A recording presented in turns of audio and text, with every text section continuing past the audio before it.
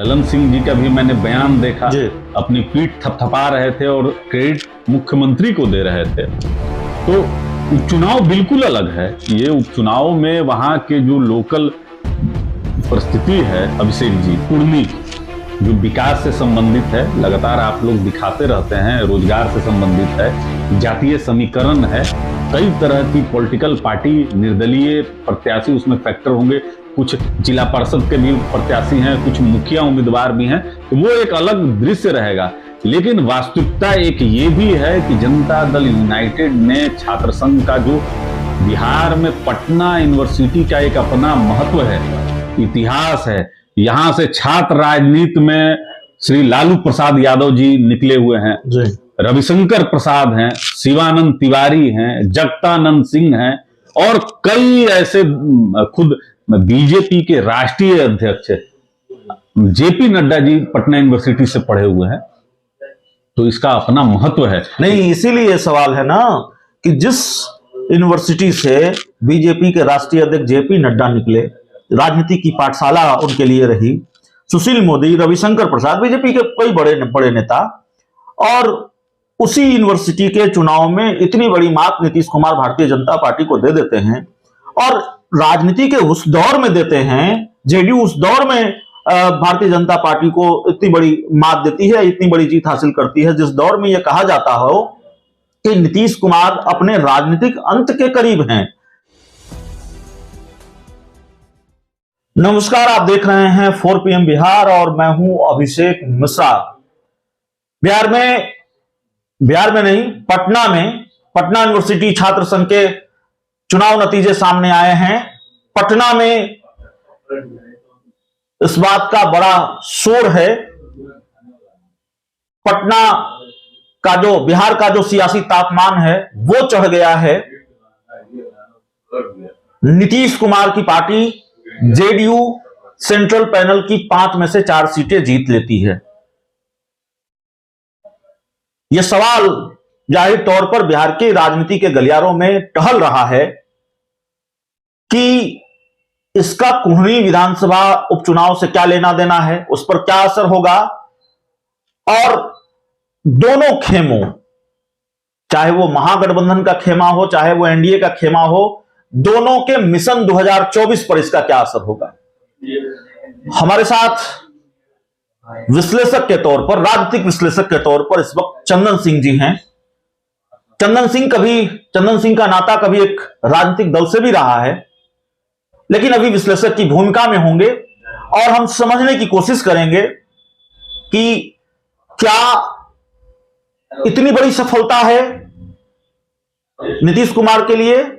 छात्र संघ के चुनाव में क्या जेडीयू को इतनी बड़ी सफलता मिली है कि उसका बड़ा असर कुर्मी के विधानसभा उपचुनाव पर भी होगा और मिशन 2024 पर भी होगा। चंदन जी, सेंट्रल पैनल की 5 सीटें, उसमें से 4 सीटें जेडीयू के पास, अध्यक्ष पद भी जेडीयू के पास, उपाध्यक्ष पद भी जेडीयू के पास, सचिव पद भी जेडीयू के पास और कोषाध्यक्ष पद भी जेडीयू के पास। एक पद एबीवीपी जो भाजपा की छात्र इकाई है उसके पास महासचिव का पद। क्या इन नतीजों को इस तरह से देखा जा सकता है कि कुढ़नी विधानसभा चुनाव में बीजेपी को ये नतीजे भारी पड़ सकते हैं? बीजेपी हल्के में ले रही थी नीतीश कुमार को और बीजेपी की चिंता बढ़ गई है इस नतीजों के बाद, और मिशन 2024 जो नीतीश कुमार का है उसको लेकर भी एक बड़ा राजनीतिक लाभ नीतीश कुमार को होगा।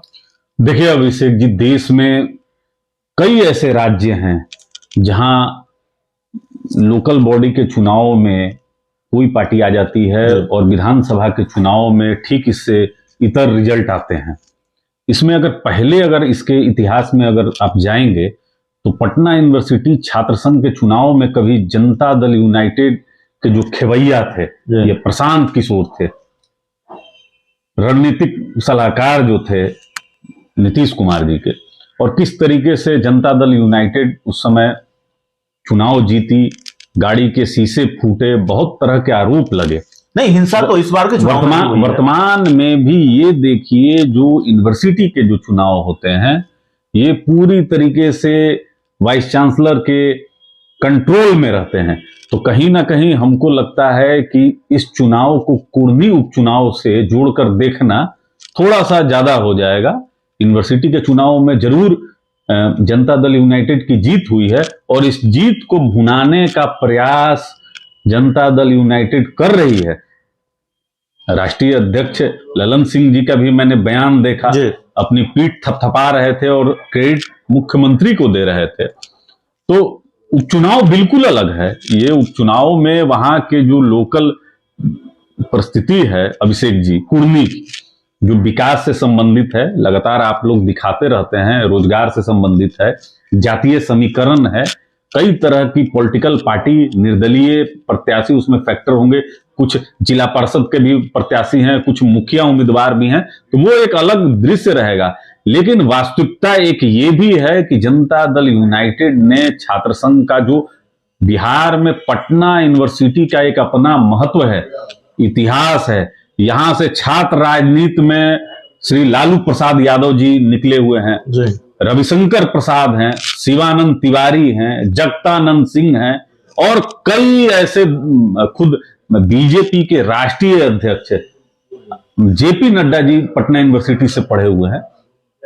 तो इसका अपना महत्व है। नहीं, इसीलिए सवाल है ना कि जिस यूनिवर्सिटी से बीजेपी के राष्ट्रीय अध्यक्ष जेपी नड्डा निकले, राजनीति की पाठशाला उनके लिए रही, सुशील मोदी, रविशंकर प्रसाद, बीजेपी के कई बड़े नेता, और उसी यूनिवर्सिटी के चुनाव में इतनी बड़ी मात नीतीश कुमार भारतीय जनता पार्टी को दे देते हैं और राजनीति के उस दौर में देते हैं, जेडीयू उस दौर में भारतीय जनता पार्टी को इतनी बड़ी मात देती है, इतनी बड़ी जीत हासिल करती है, जिस दौर में यह कहा जाता हो कि नीतीश कुमार अपने राजनीतिक अंत के करीब हैं। नीतीश कुमार की पार्टी जेडीयू का आरजेडी में या तो विलय हो जाएगा या जेडीयू विलीन हो जाएगी। बात आप सही कह रहे हैं कि जिस समय नीतीश कुमार जी पर लगातार वार हो रहे थे और लगातार ये मीडिया में भी एक दौर चल रहा था, कहीं ना कहीं इनका जो जनाधार था वो खिसकता जा रहा है और बार बार गठबंधन बदलने के कारण इनकी जो विश्वसनीयता थी वह समाप्त हो रही है, वोटर इनके खिसक रहे हैं।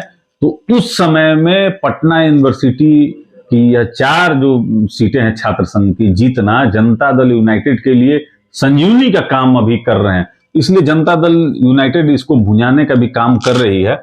और लेकिन मैं इससे इत्तेफाक नहीं रखता कि ये उपचुनाव में भी काम करेंगी।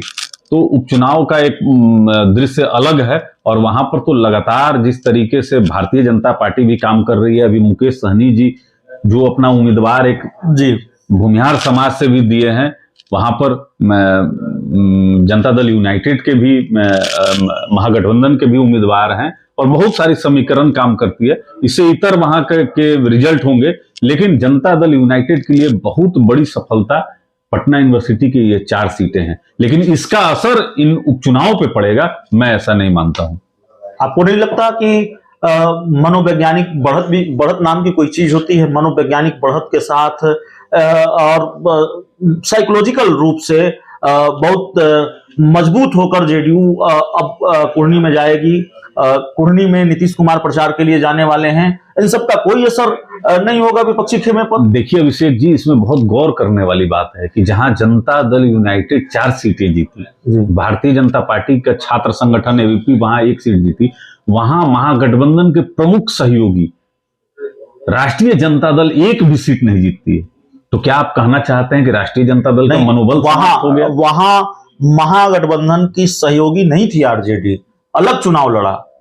इसको यहां से जोड़कर नहीं देखा जा सकता। यहां आपस में इन लोगों का छात्र संगठन में कोई समझौता नहीं था, बिल्कुल नहीं था जी। तो एक दूसरे के खिलाफ ही लड़े। तो देखिए, छात्र संगठन का जब चुनाव होता है यूनिवर्सिटी में, जब छात्र नेता वो छात्र नेता होते हैं जो उस क्लास में भी सबके साथ ही होते हैं, पढ़ने लिखने वाले छात्र होते हैं, तो कहीं ना कहीं कैंपेनिंग और सत्ता का तो एक संरक्षण प्राप्त होता ही है जो सत्ता में रहते हैं। तो हमको ऐसा लगता है कि छात्र जनता दल यूनाइटेड का बहुत अच्छा कैंपेनिंग रहा, मेहनत किए होंगे, इसका रिजल्ट उनको छात्रों ने दिया है। लेकिन वोटिंग परसेंटेज भी अगर आप देखिएगा इस छात्र संघ के चुनाव में काफी कम रहा है। और जो आरोप लगे हैं कि इसमें गड़बड़ी भी हुई है, देखिए चुनाव आयोग तो इसका रिजल्ट निर्धारित नहीं करता है, यूनिवर्सिटी ही करता है।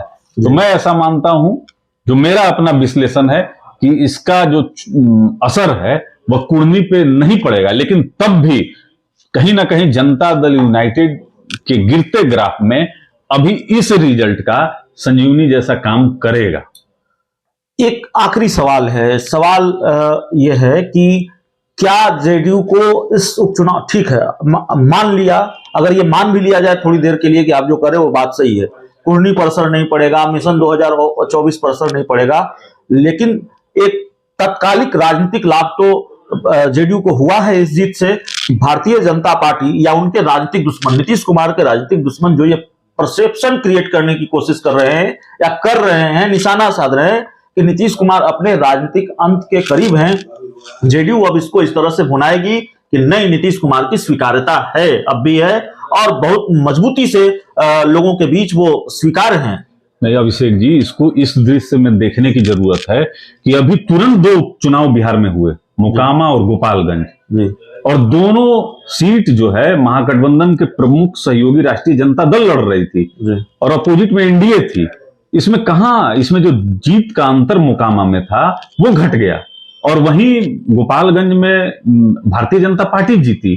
तो कहीं ना कहीं हमको ऐसा लगता है कि पूरे बिहार की जो जनता है वह सत्ता के द्वारा जो कार्य किए हुए हैं उसका आकलन करती है। यूनिवर्सिटी एकदम अलग हो जाता है, वो कैंपस के अंदर। गोपालगंज के बारे में तो आप ये भी कर सकते हैं, नीतीश कुमार नहीं गए इसलिए शायद आरजेडी को फायदा नहीं मिला, जाते तो फायदा मिलता। आप इस नजरिए से देखिए कि महागठबंधन में ही जो 7 दल हैं आपस में कितने विरोधाभास एक दूसरे के प्रति हैं। पेट में चोट लगी है, मुख्यमंत्री पेट की चोट का अगर हवाला देकर नहीं जाते हैं तो कुर्मी में क्या माननीय मुख्यमंत्री जी तेजस्वी को ले जाने में सफल होंगे, यह बहुत बड़ी चीज है।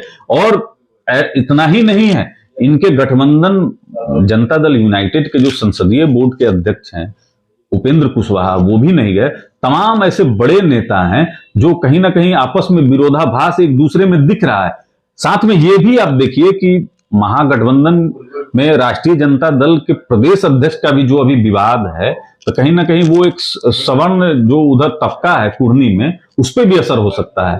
तो बहुत अभी पेच बचा हुआ है इसमें, लेकिन आप ये नहीं कह सकते हैं कि यूनिवर्सिटी के मात्र चुनाव से इसका असर पड़ जाएगा। यूनिवर्सिटी एक कैंपस के अंदर है जहां छात्र आपस में तय कर लेते हैं कि ये प्रत्याशी, अच्छा इससे पहले एबीपी की जीत थी, उसमें वो अच्छा काम किए नहीं किए, उस पर वहां के छात्र वोट किए, और पढ़े लिखे युवा हैं, वो जानते हैं कि बेहतर उनके लिए यूनिवर्सिटी के अंदर में कौन सा छात्र संगठन है जो उनके समस्याओं का निदान कर सकता है। और ये तो बिहार की यूनिवर्सिटी का चुनाव जहां कह रहे हैं, तो अब तो महागठबंधन की सीट थी राष्ट्रीय जनता दल की कुर्मी में, अब ये जनता दल यूनाइटेड की हो गई है, शिफ्ट कर गया है।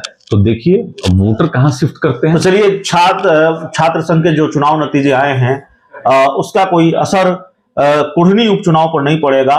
नीतीश कुमार को इतना बड़ा राजनीतिक लाभ तो नहीं होने जा रहा है, चंदन सिंह बता रहे हैं। और बाकी छात्र संघ चुनाव को लेकर हम अलग अलग विश्लेषण आपके सामने लाते रहे हैं।